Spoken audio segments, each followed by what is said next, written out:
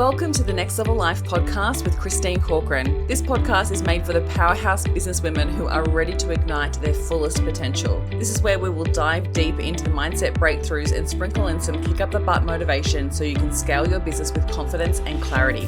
Whether you're craving more income, impact, or inspiration, this podcast will be your ultimate resource for all things next level. Listen in as we have authentic conversations with game-changing female entrepreneurs as we reveal the secrets on what it takes to rise and thrive. So go ahead, ignite your inner fire, and let's get you taking massive aligned action. Are you ready to elevate? Let's go. Welcome back to the podcast.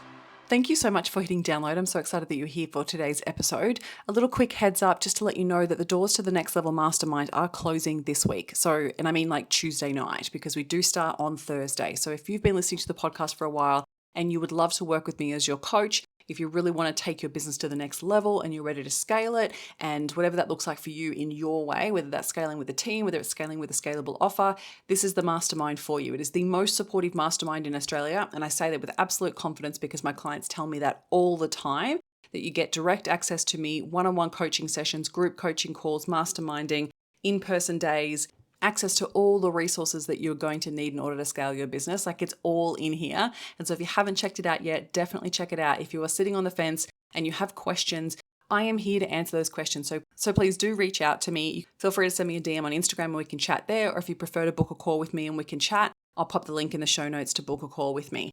This will be just a get to know you chat. It's not a hard sales call or anything like that. I want to make sure that it's going to definitely be the right people for you within the mastermind and vice versa. And also just want to know what stage of business that you're at and what you really want to get out of the program so I can ensure that it is the right fit.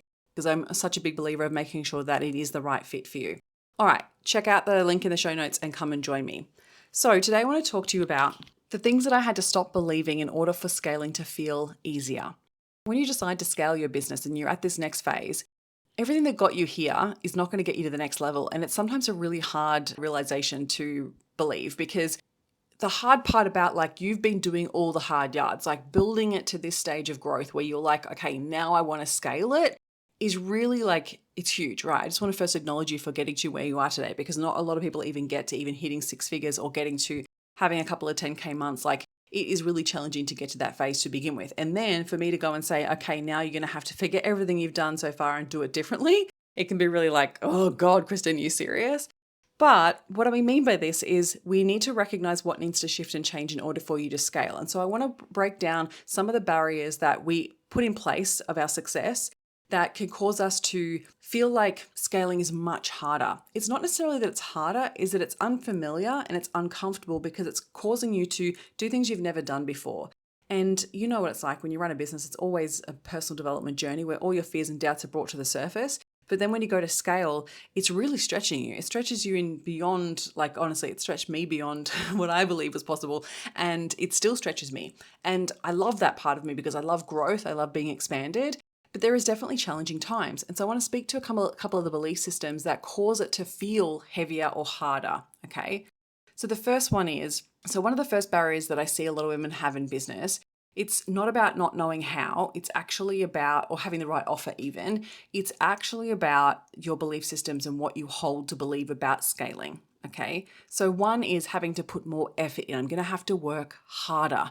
And it's one of the things that I say to my clients, it's actually not true.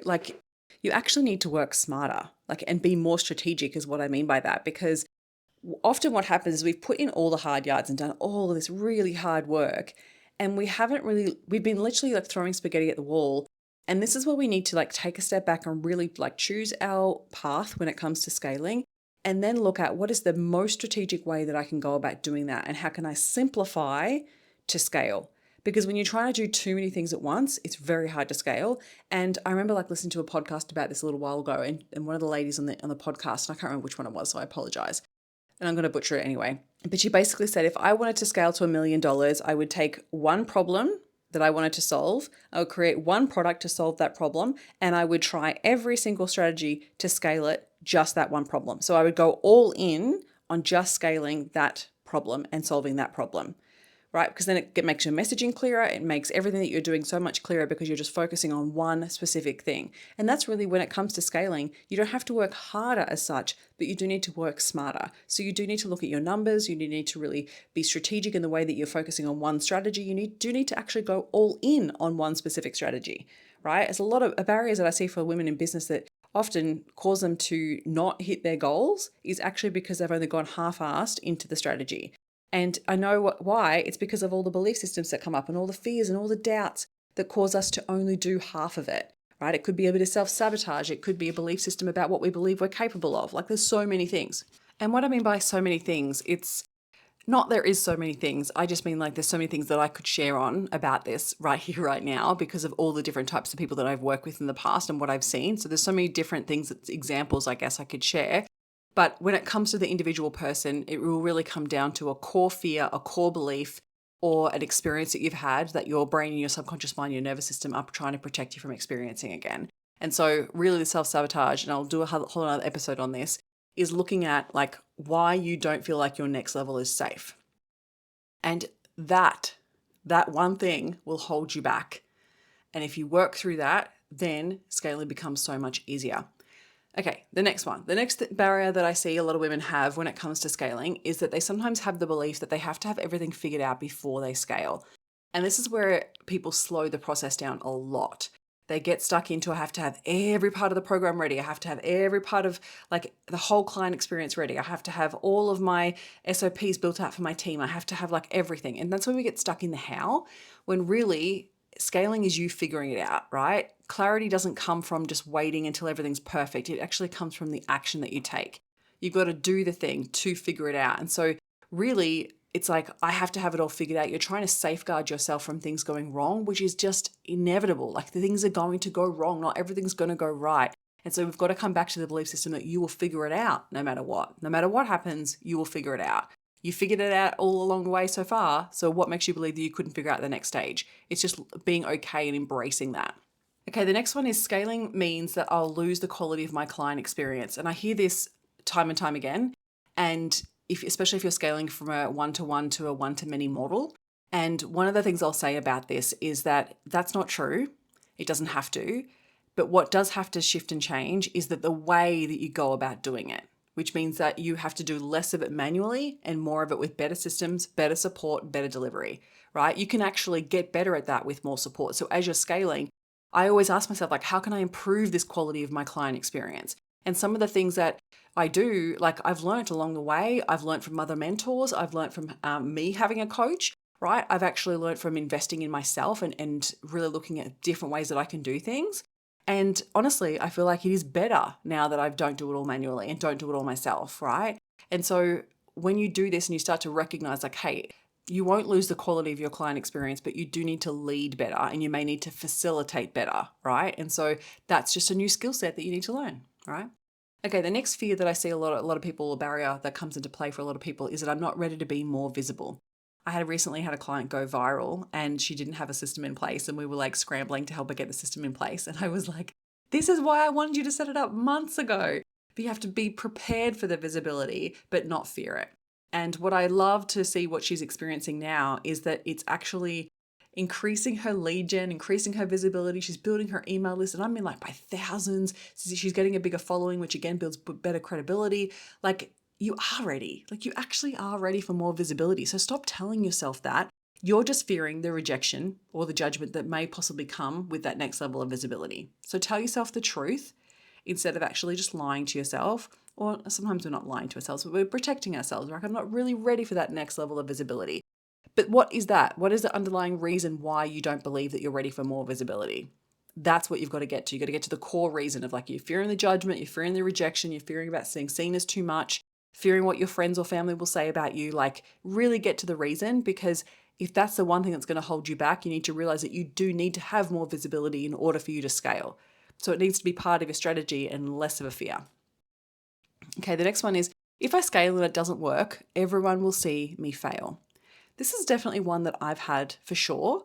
And, I like to have my shit together and I feel like it's one of the things that actually prevents me from creating more vulnerable content online is because I usually do have my shit together. And it's not that I'm not scared, or it's not that I am not having moments of doubt and fear, and it's not that I'm not failing at stuff. Like, that's not the truth at all. But it is actually really, like, sometimes holds me back from sharing while I'm in the depths of the challenges, right? And I feel like that's absolutely something that I need to work on, because I have had that belief in the past of like, well, I would hate to see everyone see me fail. But then when I think about it, sometimes again, we need to address the belief, because is it actually true?